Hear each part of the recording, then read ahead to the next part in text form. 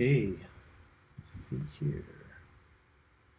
Looks like we are getting fired up.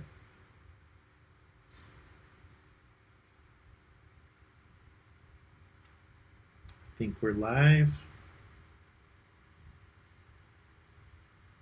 If anybody can hear me, let me know. I'm all by myself. Spencer's running late today. I don't know if he's going to make it.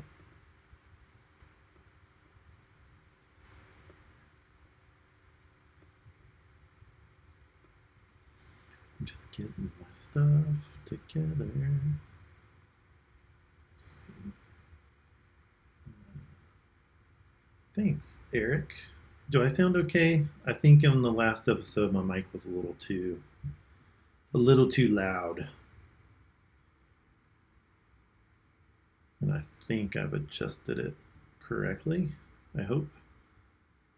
Let's see, let's test the side by side. Spencer is just a sad little Skype logo for now. Let's see here. Okay. Well, I don't know if Spencer's going to join us today. So I'll be super happy to answer questions. I'll share what I've been just looking at. This is kind of hot off the presses here. This is, let me see if I can make it bigger and nicer to look at. So this was just put out by Unity today, I think, and it's kind of their top 20 trends. I've already gone through it. It's it's a lot of hopeful stuff. Thanks, Eric. Yeah, it's like I would say if I had to summarize, so Unity put out this kind of white paper thing. It's free to download. You just have to register your email, and they've talked to different groups about kind of what they're seeing in 2020. Obviously, each group's going to kind of represent their perspective. I think the general theme that I picked up out of this was that things are moving away from the proof of concept phase and pilot phase, which on the enterprise side, we've seen a lot of, oh, we have a caller. If he's... Here's this. This is gonna be great. Well, hello there. All right, hold on. Spencer, you're in a whole new setting. I'm in a whole new setting. Yes, I am. I am here in front of Basecamp Brewing in beautiful Portland, Oregon. I love Basecamp. Yeah. You actually look pretty good. Well, thank you very much. I mean, and you sound pretty decent. Yeah, I have my earbuds set to noise canceling, and you are nestled in a tree. Well, what I was sharing was, which I don't. Oh, should I screen share with you? Sorry everyone. Normally we set this up ahead of time. Let me see if I had a client meeting and I had to be at it. I'm sorry, it was my bad. Well, I can just talk you through it. Basically, why am I not in there? So Unity put out a new white paper today, enterprise trends for AR and VR. Kids don't smoke, like Spencer Lindsay. Don't smoke like me. I'm getting my iPad out. So I read it, and let's see. It covers kind of AR separately from VR, and then it's got XR as a third category. On the AR side, it's Magic Leap is in here. They're talking a lot about enterprise, which Magic Leap kind of made that big pivot last year to focus on enterprise. Is something they talk about a lot. Oh, cool! So you can see. Nice. Yeah. So it's a lot of your typical enterprise XR story, like more efficiency, manufacturing, a lot of automotive. PTC talks about AR Cloud, which is something we talked a little bit about, but we could dive into a little bit more. I know something Spencer's wanted to talk about before. But Yeah, again, talking about you know, it's a lot of I kind of feel biased because I hear all this stuff all the time. It's like manufacturing, automotive, 5G, AI, like all these terms. I'm so done hearing 5G I and know. and blockchain this, and I I mean I know. know it's all a thing, and there are technologies that are advancing, but good lord.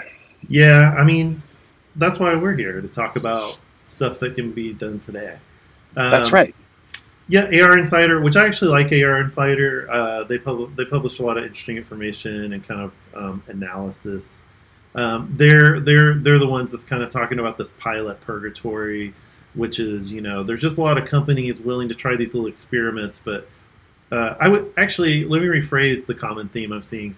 It's a lot of people starting to think about how does this stuff work at scale, and how does it's one thing to build a demo that works on one device in one room, but how do you start building this stuff for hundreds of millions of people and all kinds of stuff? So Right.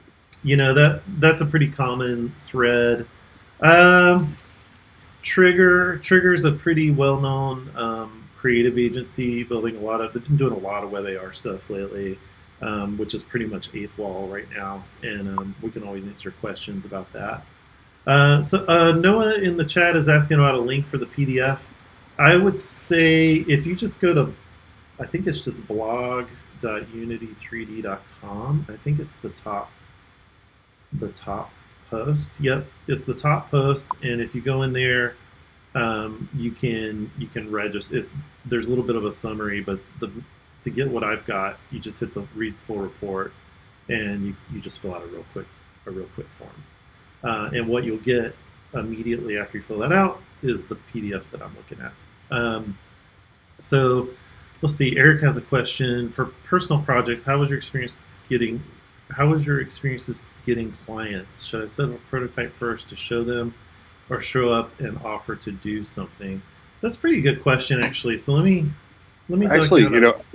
yeah. Can I Yeah, yeah, address that? Actually, I just got out of a pitch meeting, yeah.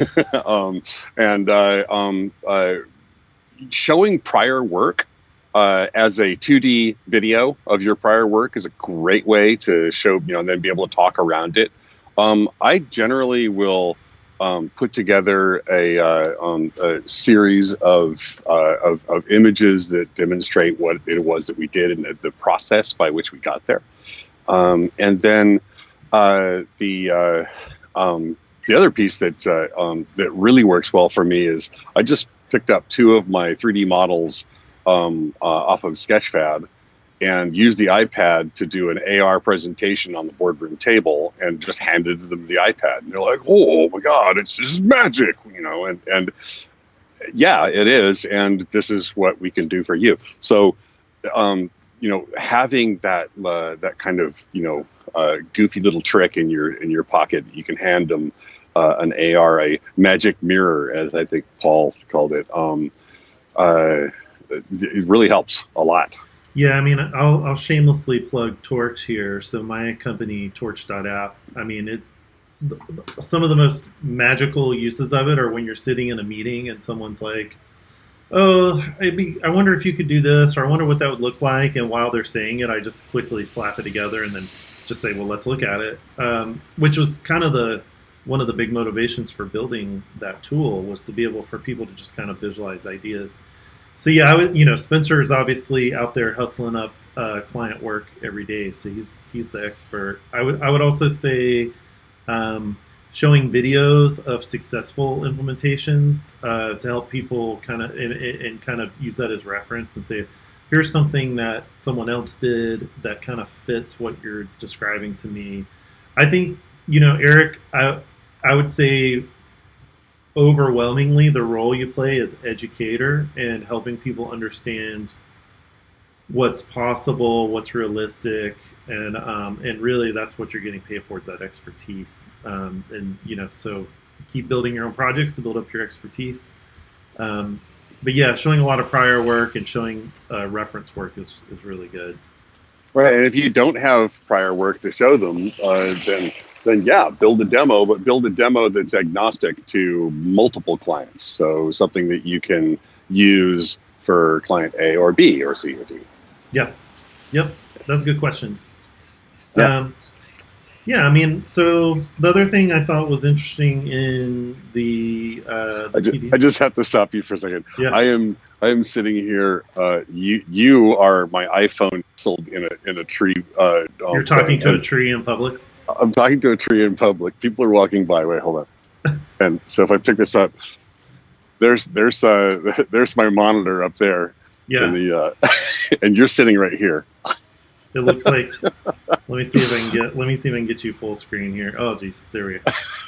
Yeah, looks like your iPad's like a kitten stuck in a tree, and Right.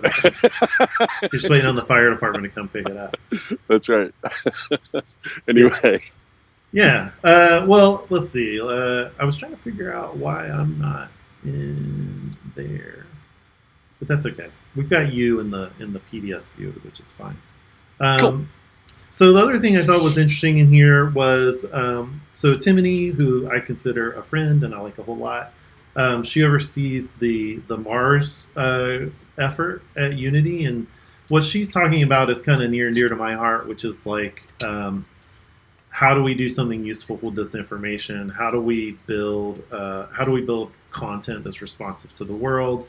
And from all these input, all these signals, right? Not only your physical environment, but gesture, voice, gaze, who else is in the room.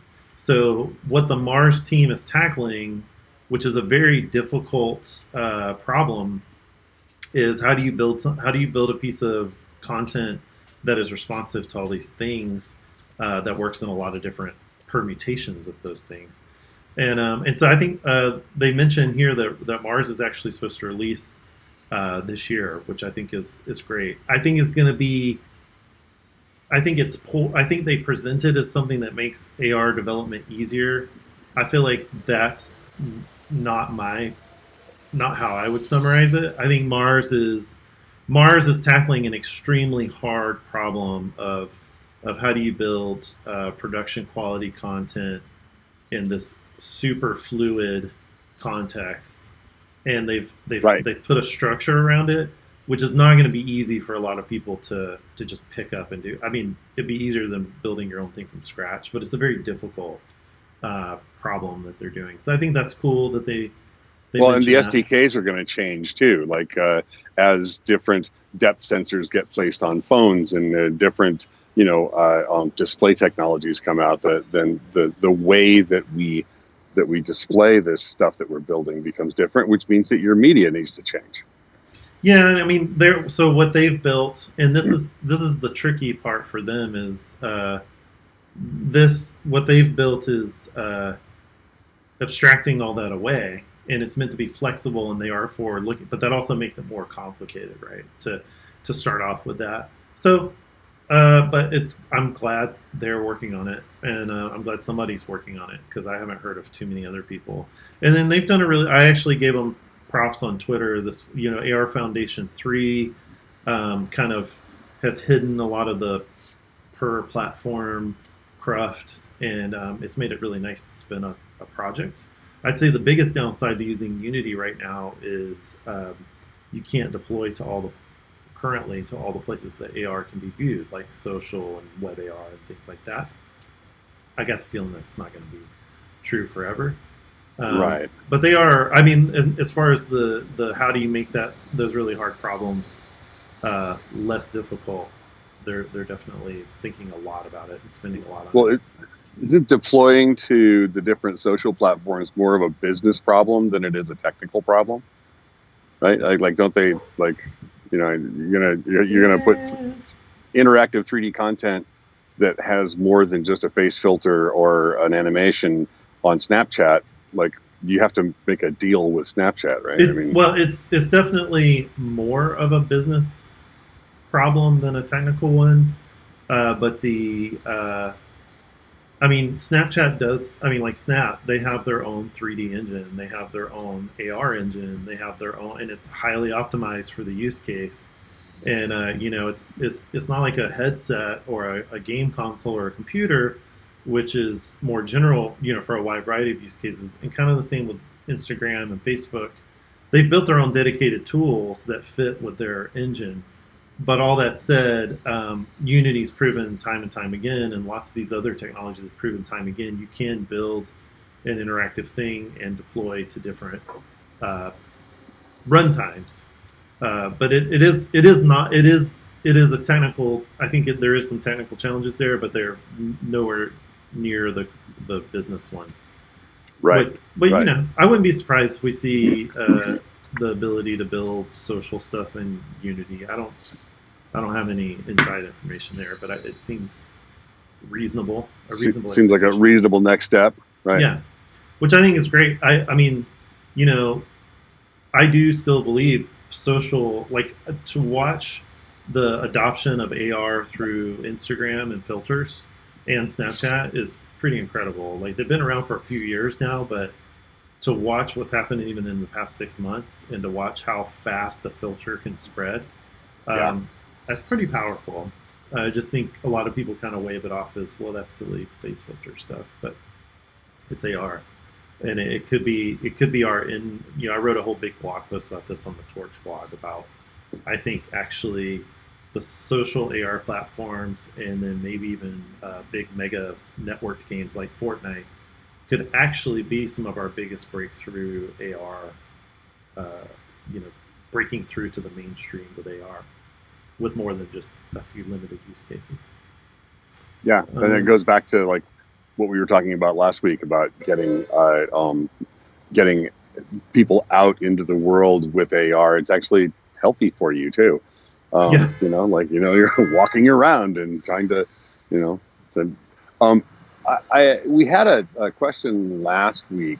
I think it was by Hanata in Florida, who's asked about what um, what do we think AR, VR, XR, whatever, is going to do to basically help the planet, help us help social justice, Hmm. things like that. Like, things that actually really matter to everyone. Like how do we use these platforms in a non-creepy way to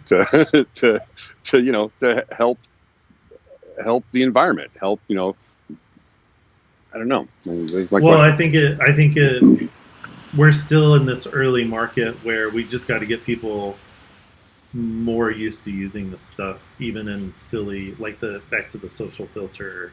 Like Emily said in the comments, like watching her kids adopt filters super fast. Right, So you got to build kind of this acceptance and this comment. People are. It's not this whole crazy new thing. It's like, oh, it's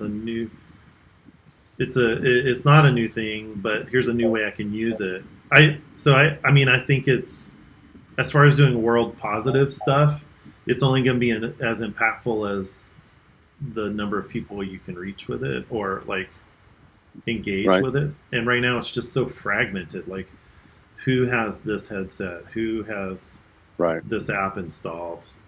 That's why I'm personally interested in the web VR, web AR stuff. It eliminates some of that friction.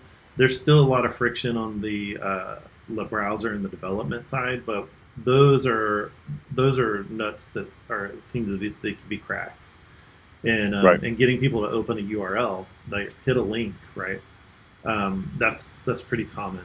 So yeah, I mean, Oh, social impact is definitely. I well, would. right. Go Go ahead. ahead. No, you go. No, you go. We're from Portland. Uh, right, because right now, what percentage of my clients want AR and VR to promote social change or to promote the protection of the environment? Um, and that number is high. But how many of those clients want to pay me industry standard prices for that, Right. and that number is very low.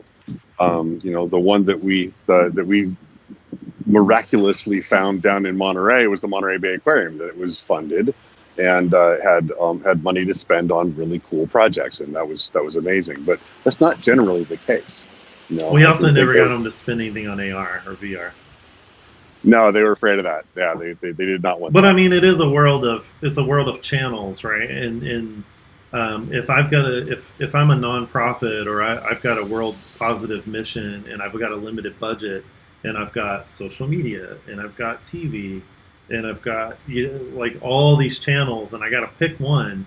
Why would I pick the one that's like, well, you got to have a special app, and you got to pay a guy, a lot of money to build this thing, and you don't know how many people Right. see it. That's ultimate. Like, if I had to sum up, like, even back to this Unity kind of 2020 outlook, we've got to knock down those friction points. It needs to be like oh yeah, I can deploy this thing. Like, that's why I'm interested in the social filters. Honestly, you can build it and deploy it, and the way they attribute the filter, it kind of has this viral network effect thing. It's not unheard of for a filter to get billions of views. So that upside potential is great.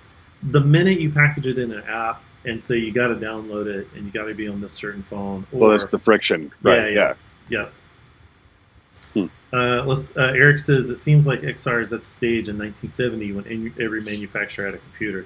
Yeah, and I agree with that. And on top of that, they're pricey and they're limited in what they can do. But there is something there. Like, it's like, what caused the computer to become, what caused us to kind of break through, like, I think really Windows, right, is what gave us, like, that kind of levee break where personal computing was all of a sudden, oh, I see, I could use it for all this. It's very accessible. I would say I would not disagree with, we're kind of in the clunky, expensive days, especially with the headset side. But I would say, even though the hardware is out there for the mobile AR side, the different the friction we just talked about kind of creates that.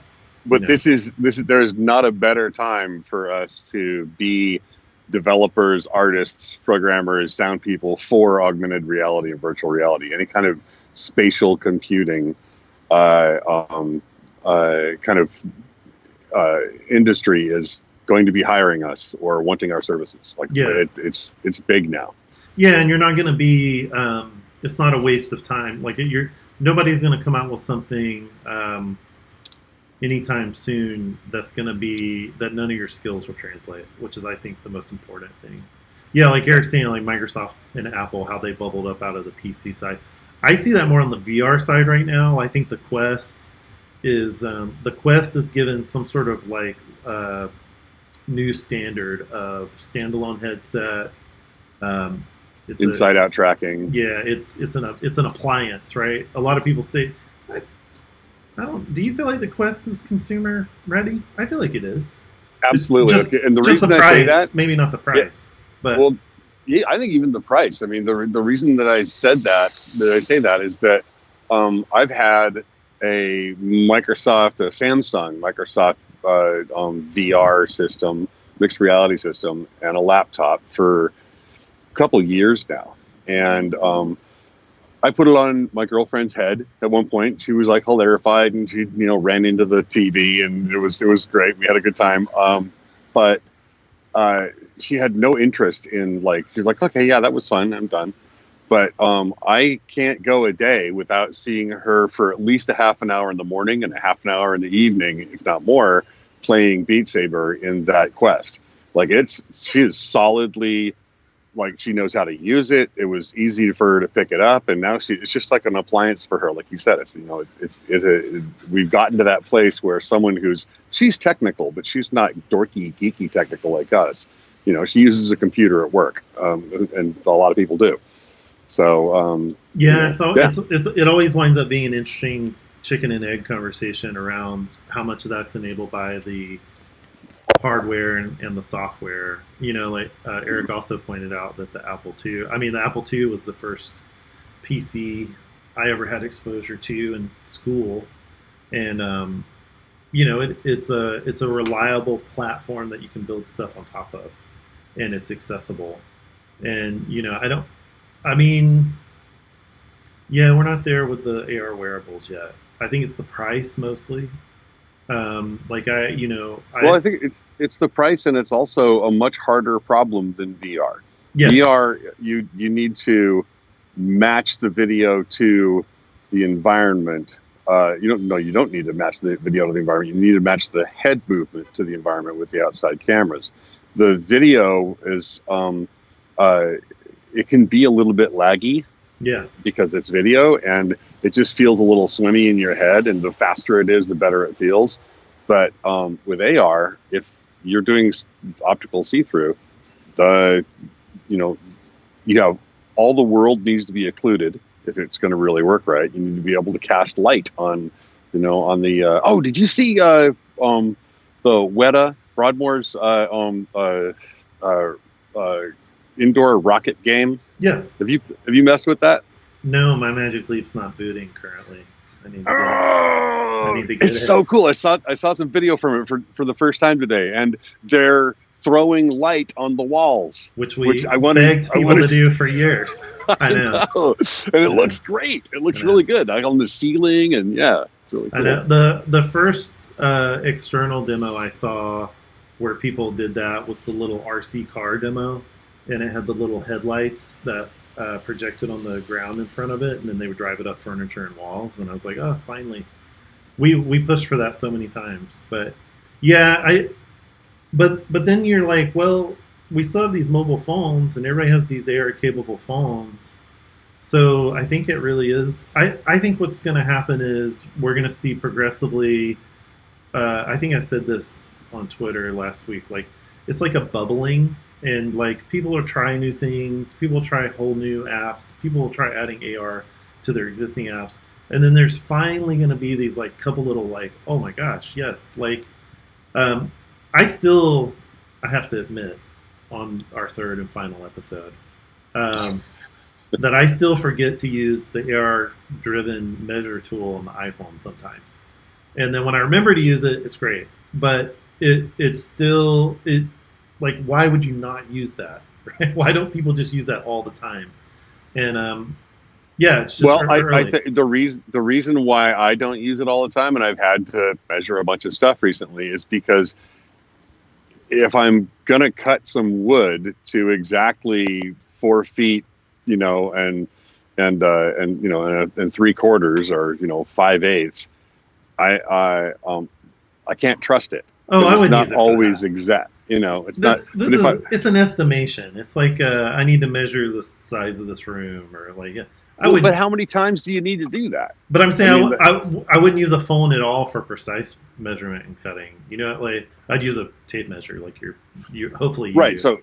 So I was looking at new office space yesterday, and you're right. I forgot to do it, but it would have been nice to like measure that wall and measure that wall and figure out the square footage, and like I didn't think of that. Or Okay. or maybe that's just not the right.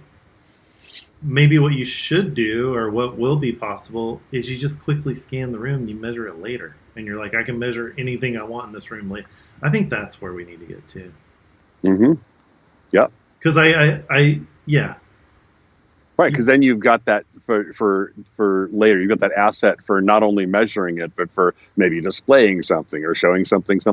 Yeah, you can work with it later. Right. which you said something earlier in this conversation, which I actually had someone just tell me earlier today, that they're anticipating, and I've been anticipating this for like 3 years, but the next wave of high-end smartphones will finally have a depth sensor on the back, and that's pretty huge.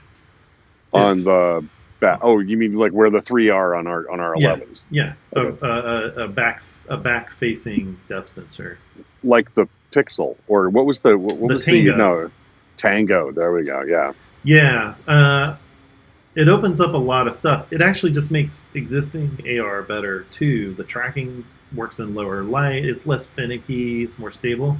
But the big Well, thing and is scanning. all of the occlusion, like all of the environmental, geometry stuff. Yeah, but The AR kit people occlusion is pretty good, which you couldn't do with a depth sensor anyway. You've got to use AI driven stuff for that. Right. But yeah, Does that happen on the phone? yeah, It's got yeah. to. If you quick look if you're on iOS 13, which means you have to be on a fairly new phone. If you quick look, if you just go to, I think if you just Google Apple AR Quick Look, let me see if I can pull up a URL real quick. Yeah, they have a quick look gallery. I will share it here. I feel like I'm lagging on my iPad about a minute and a half behind. So if you go to developer.apple.com/augmented-reality/quick-look, there's a whole bunch of models that if you're on your phone, you can just tap them and open them in AR. And this is like the highest end. Like if you want to see what mobile AR can do, Apple's Quick Look stuff, they're not very interactive.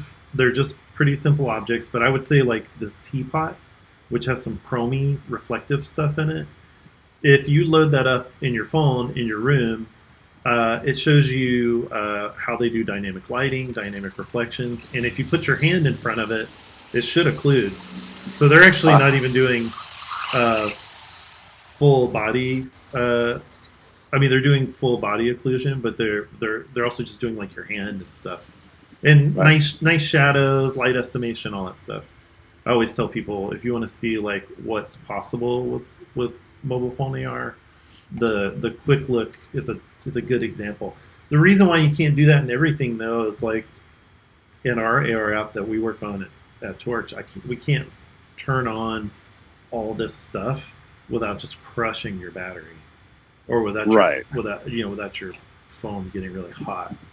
Well, which is why they are showing you a single teapot or a little flower pot or a brick. Yeah, it's pretty simple. That's why Right. I think they're going to add some interact. They have their Reality Composer workflow. Again, only works on iOS 13, but it's coming. But that's another thing people don't think about is like we're still in a day and age where we got to worry about battery and thermals on mobile. So like while it's possible ARKit can do a bajillion things and I could do voice command and people occlusion and dynamic, if I turn all that on, your experience is going to last about 10 seconds before the phone shuts down. Right. So you gotta pick and choose your battles, whatever's appropriate. But again, I'm going to go back to the social platforms. They've optimized primarily for face stuff. And the way they segment out people from backgrounds and detect people, they do some cool stuff. You can, it's very easy to download their tools and all of a sudden have something that masks out the background and have you occlude Right. it and all that. So this is just kind of like kind of a quick question about Snapchat or Insta. The ability to, like, do they have the ability to see a shoulder? Like, can you make a face filter that has something sit on your shoulder? We talked about this in episode 1, which was our final episode. Right. Two episodes ago.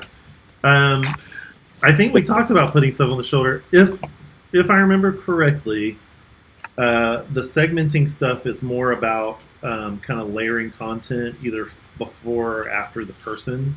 The only Right. thing they actually actively continuously track is your face. So like if you wanted something around someone's neck, like people have done like scarf type things, it's Right. all relative to the face tracking. And so So then does it move around like this? yeah. Or- Yeah, like that's not good. I've seen a couple people try to make filters where it looks like there's a character behind you hugging you, and because they put the arms around your neck when you do this but don't move your body, the character's arms kind of look that's kind of cool. Right. So yeah, That seems like it would be an easy thing to figure out. You're just like, well, just reduce the rotation and just track it just track the Well, yeah, transform. you could fake it. You could fake it. But as Yeah. far as like easy, just let me attach something to a body. I think the last time we talked about this, I was like, AR Kit body tracking, skeletal tracking is pretty good, but I don't know. I've only seen examples of it, and I haven't personally worked with it. I think it needs to see most of your body. Right. I don't know if it could do like the way Can we're it derive a clavicle from yeah, just like seeing you from here the up? way Right. we're cropped right now. Would it be able to, I know it would get our face, but would it be able to derive the arm, because you don't have the full arm to help Right. If I figure do that that, out. well, it can see a hand, right? But if I did, Hands, yeah, hands can usually be tracked individually from the rest of the body just because they're very distinct. But like your shoulder, yeah, I don't know. But I don't know. Maybe we should start doing challenges. You had a challenge for me, but I don't think we can do it this time around. But how to Oh yeah. view So models? my challenge was actually, here's what my challenge was today. My client, who I was pitching another one of their clients with, said, "Hey, do you have anything that we can look at in the Quest?" And I was like, "Oh, well, let me see." And so I brought up Sketchfab on the browser, and I went into one of my models, and it looked like hammered dog shit. It was absolutely awful. It was like running it like 15 frames a second. It was muddy, and it was just not a good experience. And Oh, so so you didn't load the Sketchfab app. You loaded their web. you have to sideload that, don't you? Mm, Because I looked for it. I couldn't find a really? Sketchfab app for the Quest. Sketchfab's everywhere. I'd be surprised if it's not in there. Um, But okay, yeah, so I get it. So you were trying the to do it browser through the just browser. died. Yeah. Was it a So crazy model? no, I actually went in and then decimated the crap out of it and gave it like 10,000 polygons, and it You did still was. you did that in front of the client? No, I did this beforehand. I never showed the client this experience because it was so bad. It was so bad. Yeah, Huh. yeah. Yeah, I mean, when you first asked me like how do you do a model viewer on Quest, my first thought was some sort of web solution, but it may not be web. It may not be web VR that was letting you down there. Might have been the browser. The renderer, whatever the renderer was using. Yeah, did you use Right. Fire? Well, I don't know. To be honest with you, Firefox Reality on Quest is not quite as progressive for web VR as I thought it would be. The Oculus browser is pretty good still. It's basically Okay. Chrome. Well, what I was thinking was like going into A-frame and bringing the model and lights into A-frame and trying to get it looking good in A-frame, and then using the browser to that. But if Well, no, I wouldn't even do that because all A-frame does is use GLTF. So what I would do is Microsoft has a JavaScript renderer called Babylon, and they have a website that called Sandbox. I think it's sandbox.babylon, and you can. It's got a GLTF viewer, and it supports PBR, all this cool rendering stuff. And so that's what I would use to preview in web. But the trick is you're in the Quest. I'm learning things from this episode of Yeah, XR good. Talk, Paul. Good. Well, but you're in the Quest, so you can't browse to your files. No, That's the another hard thing part. that bugs me. That's the hard And I've actually I asked one of our friends the other day about like when cloud support is going to come to the Quest, because he's on that team. Yeah. And that would be super excellent, because if I could like bring up iCloud or Dropbox and be able to just pop something out. You just need a Dropbox type of thing. But yeah, that's the problem, because you can drag a GLTF into. There's a ton of. If you just Google GLTF viewer, there's a ton of them. Yeah. And you can just drop them in the browser, but it doesn't save that file, so then you can view it on another. The Quest is basically another computer, right? So right. Without any file system that you can actually get to. Right. So right. yeah, we'd need to build like a little viewer that temporarily stores your model and then gives you a URL back that you could open on a device that would just load that cached model up. Do There's you got to be have a there's do got to you be have a better access? way. Do you have access to the browser in Quest? Like, does the dev kit allow you to access a web address from something not the Oculus browser? Oh, like what an iPhone does, where it has like an app URL. I don't think Yeah, so. I haven't done anything with the Quest SDK. I've done more stuff with web in the Quest right, actually. But yeah, again. This is why all this stuff's hard, because it's right, like it's a mess. All I want to yeah, I have a 3D model. I want to view it. I know it works in real time. I know it's ready. I want to view it right. in my headset. And it's been built for real time. Yeah, It shouldn't slow down the system. which is what a lot of that would be the other friction people run into. But that's why Right. I think what the one of the successful versions of the show is if we just have people asking questions like this and we help them figure it out, because it's a pain. That's why we got another business question from Eric. Yeah. Where do you guys go? Read. You read it. It just disappeared on my screen. Why did you guys go to Oregon? Is Florida really that bad? Um, I don't know if that's more of a personal question than a business. Not too personal to ask, but my answer is probably personal. Uh, I I'm I had been in South Florida for Magic Leap for just over 2 years, and we were ready to live closer to the West Coast, and we really like Portland. So it was more of a personal decision. But I will say, being in Portland, um, the quick flights to San Francisco, Seattle, and LA are pretty great. Oregon, the state of Oregon can provide health care, which is pretty nice if you're being entrepreneurial. I mean, it's Medicaid, but it's something. It's a very collaborative community here. I found South Florida it's just crazy. It's just a lot of noise and a lot of things going on, and we just wanted to be on the West Coast. So I don't know if Oregon's necessarily or Portland is any better than Florida for doing a business like that. In fact, I would say Oh. no. Hold on. Actually, so because Eric lives in Florida, and I want to give you some words of encouragement, Eric. For 8 years before I joined Magic Leap as an employee, I was just an independent consultant and business owner, working a lot with Spencer, and I did it from South Carolina, and it worked great because my cost of living was so low. I could do these really cool projects and then roll that into other stuff.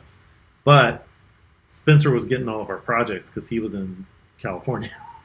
So Right. I didn't necessarily win a whole bunch of high tech work inside. I got a little bit, but it was none of the cutting edge stuff that we did Right. through Spencer's connection. Here's another thing: is that Portland has about 800% less raw sewage flow Yeah, than Florida yeah. does. So we still have a ton of friends in Fort Lauderdale, and they've got a boil water effect about every other day these days. Yeah.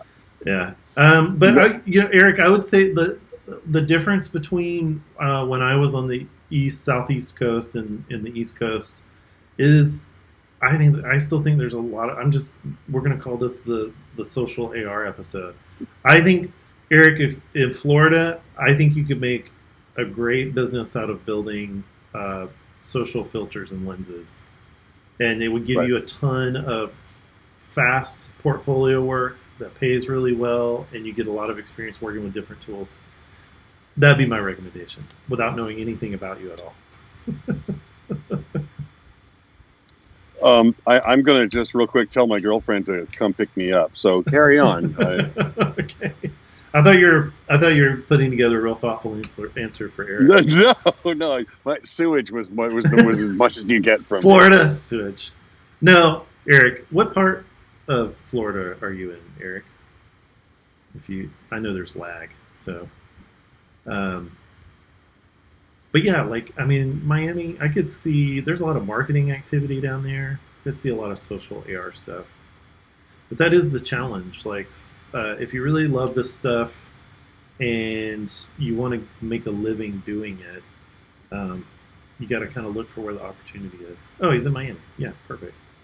Yeah, Um, yeah, I mean, gosh, you're probably better set up there than in like like Dania Beach or or well, Fort Lauderdale. or Jacksonville was what I was thinking. Right, Like, right. but yeah, yeah, Miami's great. Especially, I mean, there's a lot of traction down there. No sewage. Yeah, the it's more Broward than Dade. I think is the issue. Most of our friends are in the plantation in Fort Lauderdale area. Right. Uh, we could do a whole separate show about Florida and our. I say Florida is a different planet because I'm from the South and I don't consider Florida, especially South Florida, part of the deep South. It's just a You know, different world.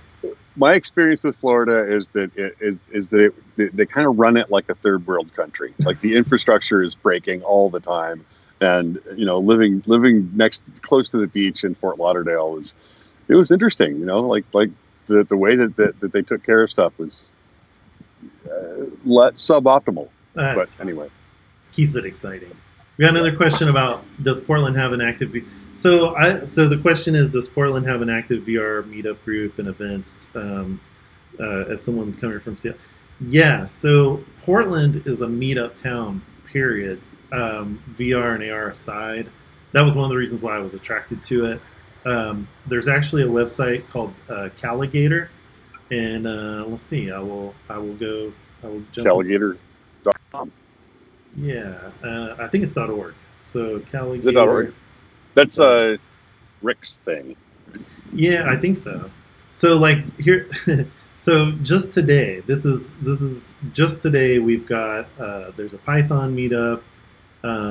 There's a meetup about picking the right incubator accelerator. There's a founders meetup. WASM running Rust in the browser. Uh, Portland Pearl Mongers. Wow, there's a Pearl meetup, really? So, and that's just today. And then so Portland is great for networking and getting to know people, and it really is one of the things that I found super helpful when coming to town and just getting to know people. AR and VR side, so I need to actually look into it. So there is a pretty substantial VR meetup that was started by Kent Bai from Voices of VR. He started it a few years ago. It eventually got taken over by a guy named Joshua Young, and they call it the Design Reality Meetup. And it usually is monthly, and I've seen upwards of 150 people come. And I mean, Portland's not that big of a town, so it's pretty impressive. There's also some other groups that have been kind of spinning up. One is you've been to the Free Range Developers one, right? That one's coming Yeah, up a couple next week. times. Yeah. So I'm going to go to the Free Range Developers one next week, I think. So there's some creative coding meetups, and then there's a couple of really interesting organizations. One is Open Signal, so if you go to opensignal.org, and then there's a new one spinning up called SETI, and it's spelled CETI, and they're all about combining these kind of new mediums with old mediums, and there's a lot of technical support and people just curious and professionals. And then as far as the activity in the town, we've got a fair amount of companies for our size of town interested in AR and VR. Obviously, mine is one, which is Torch, and then we have The Wild, which is doing VR and AR visualization and collaboration for architects and designers. There's Stream, which just recently got acquired by a publicly traded company called Front Door. Let's see. And then there's a few different little agencies. There's E-Tribe, which is Spencer's business. And yes, yeah, so and then the other part of it is a lot of people don't know about Portland. We have a ton of world-class giant creative agencies. So we've got Wieden & Kennedy, AKQA, RGA. They have huge presences here. And then we've got a lot of consumer goods companies, Nike, Adidas, Under Armour, all their North American headquarters are here. And then we've got Columbia Apparel, Keen Footwear, Leatherman. I could keep going. But that's what I really liked about this area. It's pretty small, but there's a lot of interesting little pockets of activity, and everybody's just so nice. That's what I like. Yeah, it really is. It is pretty nice. And bicycling. Oh my God, the bicycling here is great. They have bicycle throughways all over the place. It's actually pretty safe. Yeah. So, and the answer, I mean, if you don't see a VR meetup, something I've had people do is they say, "Hey, I'm coming through Portland, or I'm visiting Portland, and I'm in the space, I'm in the industry, and I'm interested in just like meeting people and stuff." I think that's worked out pretty well for people too. Anyone can meet with Spencer. I'll give his home address and phone number in the show notes. And we just built a sauna, so come on over, guys. Yeah. Actually, Eric, traffic's getting worse, but it's not nearly as bad as Miami traffic. Crazy drivers in South Florida. Get on a bicycle. Yeah. Traffic goes away. And Scobot asked if we could update the show notes. So this is our third and final episode. Wink, wink. We are learning all this stuff, so thanks to everybody for like supporting us and giving us questions, because it helps give us something to talk about, and we love helping people. And we're still figuring this stuff out. I do know we've been trying to keep track of like questions people ask, either through Twitter or YouTube, and make sure we get those if we see them. And we should get better about updating the YouTube show notes. So I think this might be the first episode where we've talked a lot about links. So I will definitely update the description with links and stuff. So thank you. And I promise that I will attempt to actually be in my office next time instead of. This has worked out shockingly well. I was in the middle of talking and I saw your Skype call come in, like, this is going to be a train wreck. And then here you are. You look great. You sound great. You're beautifully sunset lit right now. See? Yeah. There's the sun. You're lucky the weather down. was nice today. Yeah, right. It's standing out here in the rain. So anyway. Well, you need one of those microphones with a big foam, so you look like a news reporter out on the street. I'm here in front of, right. Yeah. So I don't know. I think it's probably a good time to wrap it up. We got a couple minutes to spare, but thanks so much for the questions. I think we're going to. So we're trying to do this every week in February, even though we joke about every episode's the last episode. We are always looking for questions and topics, because we can ramble about this stuff all day long, obviously. And I think we're going to start bringing some guests in. I think we might have this down just enough to bring other people into the fold. So we do that. Yeah, I'm in. Let's do it. Let's bring somebody. Would we bring them into one of our studio spots, or would we? How would we do that? No, we could do it. We can have another Skype call in, and just bring them in. So if people have guests that they'd like to see, that'd also be cool to hear. So we have a Discord. If you go to chat.xrtalk.net, it's a very quiet Discord that we're always on, or I'm always on. And then our Twitter is just XR Talk. Tweet at us, let us know, comment in the YouTube, subscribe so you get alerts when we schedule new things. Look at me, I almost sound like a YouTuber that knows what he's doing. I know. So you got to point. You got to point down now. You'll be Click. Like, right here. There's probably a subscribe button somewhere. There's probably a button here somewhere. Yeah. Click it. Yeah, and we may figure out, like I said, this is all baby steps. We may start broadcasting over other things, but YouTube was a good start for us. So cool. Well, Spencer. All right. I'm so glad you got to join from a remote location, and I feel like a dork because I'm in this setup with a giant monitor and a light and a thing, and you're just out on the street on your iPad, just working just fine. Maybe we'll do it. Maybe we'll do it from the bike next time. I'll be riding my bike while we're talking. Yeah, right. The question I have for you is: do you have our theme music? Oh yeah, but I don't know if I can play it. Let me try. I downloaded it. Let's see. Yeah, we're experimenting with theme music, graciously donated from a friend. I won't give him the credit just yet because I know he lives for it. I don't know how I can. Let's see. Movie. Okay. I might be able to open it in QuickTime. And let's see if I can add QuickTime as a, or does it just do it? Does it just know to do it? Did that happen?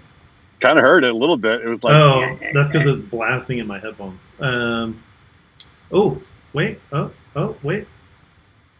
Oh, man. I didn't realize there was a soundboard option in the software. Here we go.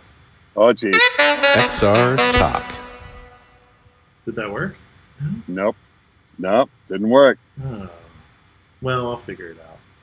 Here, hold on. Hang on. I'm gonna play what I think we should be using. Hang on. And please stand by. Here we go. Can you hear this? Too loud.